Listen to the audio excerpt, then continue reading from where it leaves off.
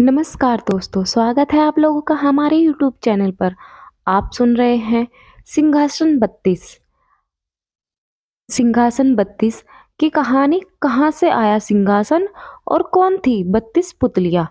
आइए सुनते हैं।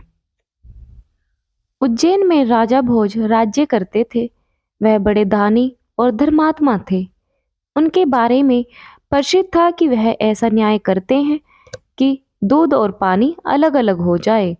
नगरी में एक किसान का एक खेत था जिसमें उसने कई साग सब्जी लगा रखी थी। एक बार की बात है कि खेत में बड़ी अच्छी फसल हुई। पूरी जमीन पर तो खूब तरकारियां आई, लेकिन खेत के बीचों बीच थोड़ी सी जमीन खाली रह गई। हालांकि किसान ने उस जमीन पर भी बीज डाले थे, लेकिन वहां कुछ नहीं उगा। किसान ने वहां खेत की रखवाली के लिए एक मचान बना लिया। जब भी किसान मचान पर चढ़ता, अपने आप चिल्लाने लगता, कोई है? राजा भोज को पकड़ लाओ और सजा दो। मेरा राज्य उससे ले लो। जाओ, जल्दी जाओ। सारी नगरी में यह बात आग की तरह फैल गई और राजा भोज के कानों में पहुंची। राजा ने कहा, मुझे उस खेत पर ले चलो। मैं सारी बातें अपनी आंखों से देखना और कानों से सुनना चाहता हूँ। राजा भोज जब उस जगह पहुंचे तो उन्होंने भी वही देखा कि किसान मचान पर खड़ा है और कह रहा है, राजा भोज को फौरन पकड़ लाओ और मेरा राज्य उससे ले लो। यह सुनकर राजा चिंतित हो गए। चुपचाप महल में लौट आए। उन्हें रात भर नींद नहीं आई। सवेरा होते ही उन्होंने राज्य के ज्योतिषों और जानकार पंडितों को इकट्ठा किया। उन्होंने अपनी गोपनीय विद्या से पता लगाया कि उस मचान के नीचे कुछ छिपा है। राजा ने उसी समय आज्ञा दी कि उस जगह को खुदवाया जाए।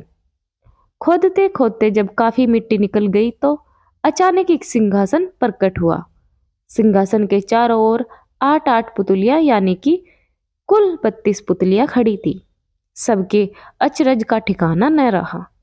राजा को खबर मिली तो सिंहासन को बाहर निकालने को कहा, लेकिन कई मजदूरों के जोर लगाने पर भी वह सिंहासन टस से मस नहीं हुआ।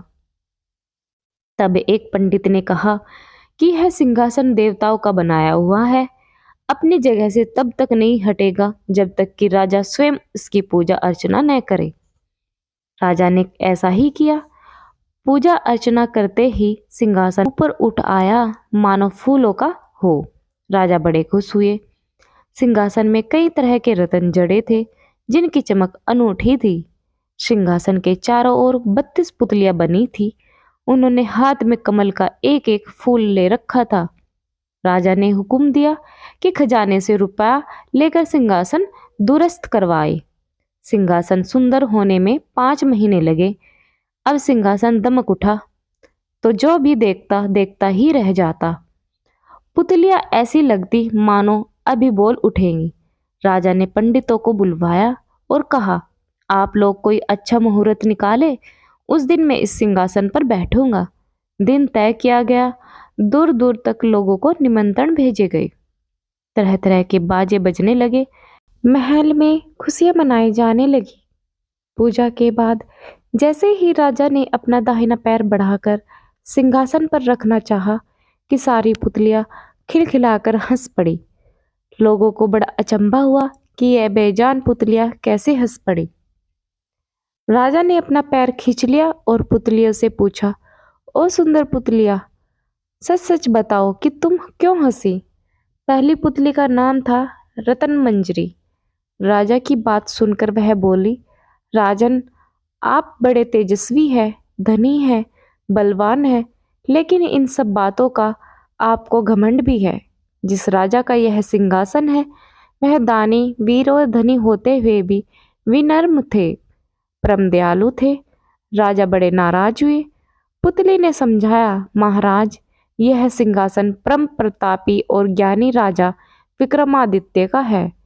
राजा बोले, मैं कैसे मानूं कि राजा विक्रमादित्य मुझसे ज्यादा गुणी और पराक्रमी थे। पुतली ने कहा, ठीक है, मैं तुम्हें राजा विक्रमादित्य की कहानी सुनाती हूँ।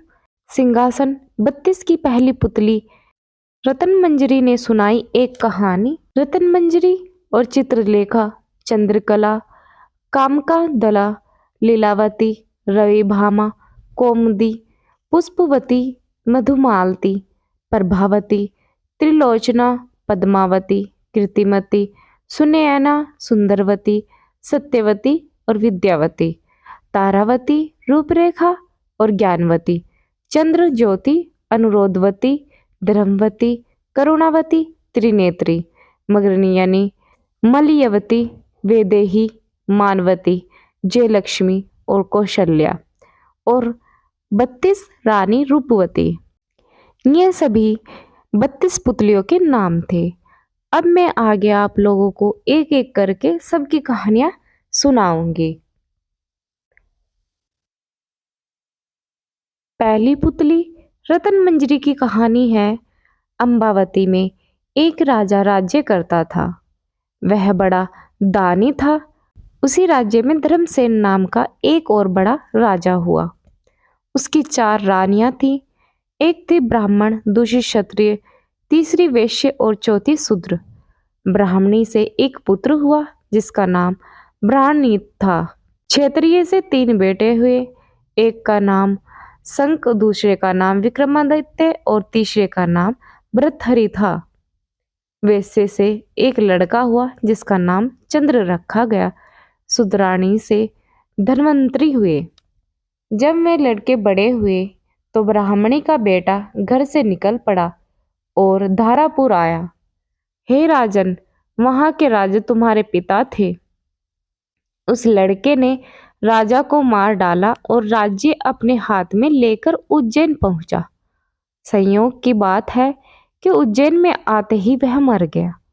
उसके मरने पर क्षत्रिय का बेटा शंख गद्दी पर बैठा। कुछ समय बाद विक्रमादित्य गद्दी पर बैठे। एक दिन राजा विक्रमादित्य को राजा बहाबुल के बारे में पता चला कि जिस गद्दी पर वह बैठे हैं वह राजा बाहुबल की कृपा से है। पंडितों ने सलाह दी कि हे राजन, आपको जग जानता है, लेकिन जब तक राजा बाहुबल आपका राज तिलक नहीं करेंगे तब तक आपका राज्य अचल नहीं होगा। आप उनसे राज तिलक करवाओ।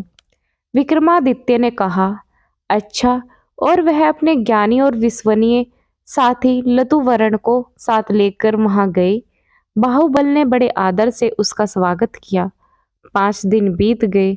लतुवर्ण ने विक्रमादित्य को सलाह दी कि जब आप विदा लेंगे तब राजा बाहुबल आपसे कुछ मांगने को कहेंगे।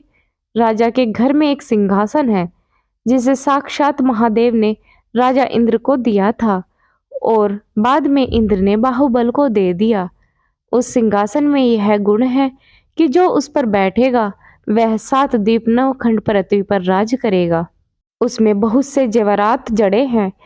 उसके साँचे में डालकर 32 पुतलियां लगाई गई हैं। हे राजन, तुम उसी सिंहासन को मांग लेना। अगले दिन जब विक्रमादित्य विदा लेने गए तो उसने वही सिंहासन मांग लिया। राजा बाहुबल वचन से बंधे थे। बाहुबल ने विक्रमादित्य को उस पर बिठाकर राज तिलक किया और बड़े प्रेम से विदा किया। राजा विक्रमादित्य ने लौटते ही सभा की ओर पंडितों को बुलाकर कहा, मैं एक अनुष्ठान करना चाहता हूँ। आप देखकर बताएं मैं इस योग्य हूँ या नहीं। पंडितों ने कहा, आपका प्रताप तीनों लोकों में छाया हुआ है। आपका कोई बैरी नहीं, जो करना हो कीजिए। अपने खानदान के सब लोगों को बुलाइए। 1.25 लाख कन्यादान और 1.25 लाख गायें दान कीजिए। ब्राह्मणों को धन दीजिए। जमींदारों का 1 साल का लगान माफ कर दीजिए। इतना कहकर पुतली रतन मंजरी बोली, हे राजन, आपने अगर कभी ऐसा दान किया है तो सिंहासन पर अवश्य बैठे। पुतली की बात सुनकर राजा भोज निराश हो गए। आज का दिन तो गया, अब तैयारी करो, कल सिंहासन पर बैठेंगे। इस तरह सिंहासन 32 की पहली पुतली ने राजा भोज को नहीं बैठने दिया और अगले दिन दूसरी पुतली चित्रलेखा ने सुनाई राजा विक्रमादित्य की कहानी। वो आप अगली वीडियो में सुनिएगा। तब तक के लिए आप लोगों का वीडियो सुनने के लिए बहुत बहुत धन्यवाद और चैनल पर नए हैं तो चैनल को सब्सक्राइब करना ना भूलें। साथ में बेल आइकन जरूर दबाएं, जिससे कि आप लोगों को हमारी आने वाली वीडियो का नोटिफिकेशन जल्द से जल्द मिल सके।